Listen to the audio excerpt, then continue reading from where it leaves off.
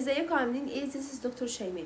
هنتكلم عن ممنوعات رمضان، ايه الحاجات اللي المفروض تمنعها عشان تخس وعشان توصل للنتيجه اللي انت عايز تحققها وتخرج من رمضان ببدايه جديده. اول حاجه، اوعى تفطر ابدا على عصير. العصاير بتكون مليانه سكريات ودي مضره جدا لجسمك، بتوقف حرق الدهون عندك وبتقللها جدا وكمان هتزودك في الوزن. تاني حاجه، بلاش تفطر على مقليات في رمضان فرصه كويسه اصلا انك تبطل العادات دي وانك تقلل كميه الاكل اللي هو بيكون غير صحي او مقلي او الاكلات السريعه. فانت لما تقلل الاكلات دي انت بتساعد جسمك ان هو يحرق الدهون الموجوده فيه وبتحفز حرق الدهون عندك. كمان الاكلات زي المقليات اللي هي بتكون مقليه في زيت كتير دي اصلا بتحفز حاجه اسمها الفري راديكالز عندك في الجسم وبتحفز امراض كتير قوي زي مقاومه الانسولين والضغط والسكر والكانسر، وده اصلا بيكون عكس الصيام لان الصيام بيعمل تجديد للخلايا وبيقضي على الخلايا الميته في الجسم، فبالتالي بيحميك من امراض كتير قوي وبيحميك كمان من الكانسر. فانت لما تعمل عكس ده فانت بتضيع فايده الصيام على جسمك، فالاحسن انك تتعود تبطل النوع ده من الاكلات.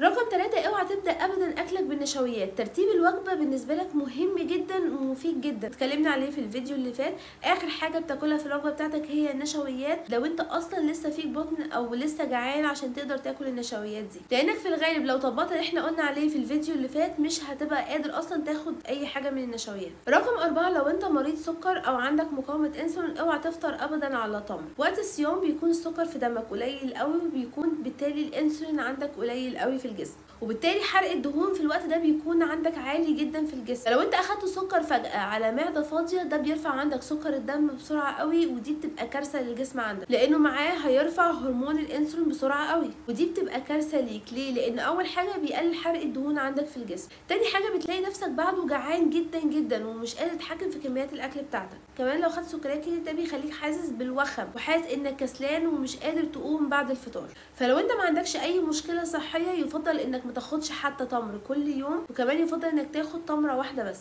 رقم 5، اوعى ما تشربش ميه من الفطار للسحور. لازم تشرب 8 كوبايات ميه على الاقل من الفطار للسحور وتوزعهم على فترات، لان قله شرب الميه هتسبب قله حرق الدهون في الجسم، زي جسمك مش هيحرق الدهون بتاعته. كمان هتسبب مشاكل في القولون، هتسبب امساك وانتفاخات وغازات، كمان هتتعب الكلى عندك جدا لان الميه مهمه جدا عشان الجسم كله يشتغل ويعمل كل الوظائف بتاعته. رقم 6، اوعى تاكل كميه كبيره من الاكل مره واحده، ده هيتعب جدا معدتك خصوصا مرضى القولون، وكمان ده هيخليك بعد الفطار مش قادر تقوم وحاسس بالكسل والوخم. الاحسن انك تقسم الوجبه بتاعتك وما تاكلش كميه كبيره من الاكل. رقم 7، ممنوع تاخد من كل طبق شويه حواليك. لازم تحدد لنفسك طبق والطبق ده يكون فيه البورشن سايز بتاعتك، يعني يكون فيها كميات الاكل المحدده اللي انت محددها لنفسك في الاكل. ده هيساعدك انك تحدد لنفسك كميات الاكل اللي انت تاخدها وكمان هيساعدك انك تخس ومش هتاخد كميه من الاكل ازيد من اللي انت محتاجه. رقم 8، اوعى تاكل بعد ما تشبع. لو انت حسيت بالشبع لازم توقف اكل على طول، ده هيساعدك ان انت معدتك تصغر وكمان هيقلل كميات الاكل اللي انت بتدخلها لجسمك.